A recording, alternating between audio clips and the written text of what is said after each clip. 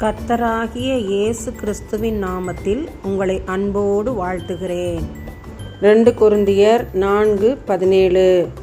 அதிசீக்கிரத்தில் நீங்கும் லேசான நம்முடைய உபத்திரவம் மிகவும் அதிகமான நித்திய கன மகிமையை உண்டாக்குகிறது.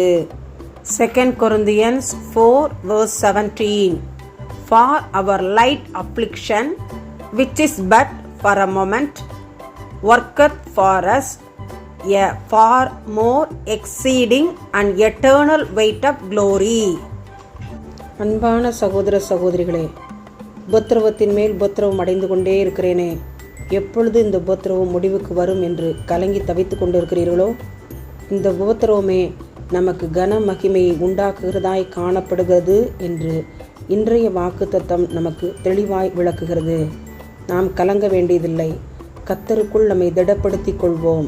தைரியமாய் எல்லாவற்றையும் பொறுமையாய் சகிப்போம். ஆமென். அன்பின் பரலோக பிதாவே, தர்மையான ஜெப நேரத்தில் எங்களை தாழ்த்துகிறோம். நமக்கு ஸ்தோத்திரங்களை ஏறெடுக்கிறோம்.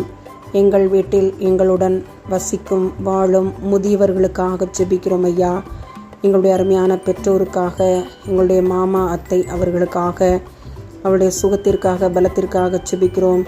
கர்த்தருக்குள்ளவர்களை திடப்படுத்துவீராக. நல்ல சுகத்தையும் நீடித்த நல்ல ஆயுளையும் தந்து எங்களுடைய பிள்ளைகளுக்கு அவர்கள் ஆசீர்வாதமாய் காணப்பட தேவனாய கர்த்தர் கிருபை செய்வேனுமாய் ஜெபிக்கிறேன். அவருடைய உள் பலவீனங்கள் வெளி பலவீனங்கள் எல்லாவற்றையும் மாற்றி போடும். தைரியமாய் திடமாய் அவர்கள் காணப்பட கிருபை கொடுங்க. இன்னும் அதிகமாய் அவர்களை அண்டி ஜீவிக்க தேவனாய கர்த்தர் கிருபை செய்யுங்க. அல்லேலூயா, ஸ்தோத்திரம். எங்களுடைய முதியவர்களை உம்முடைய சமூகத்தில் ஒப்பு கொடுத்து ஜெபிக்கிறோம். அவர்களை பாதுகாத்தலும் பராமரித்தலும் ஆதரையும் ஆசீர்வதியும் காத்துக்கொள்ளும். இயேசுவின் மூலமாய் ஜெபங்களை ஏறெடுக்கிறோம் நல்ல பிதாவே. ஆமன், ஆமன்.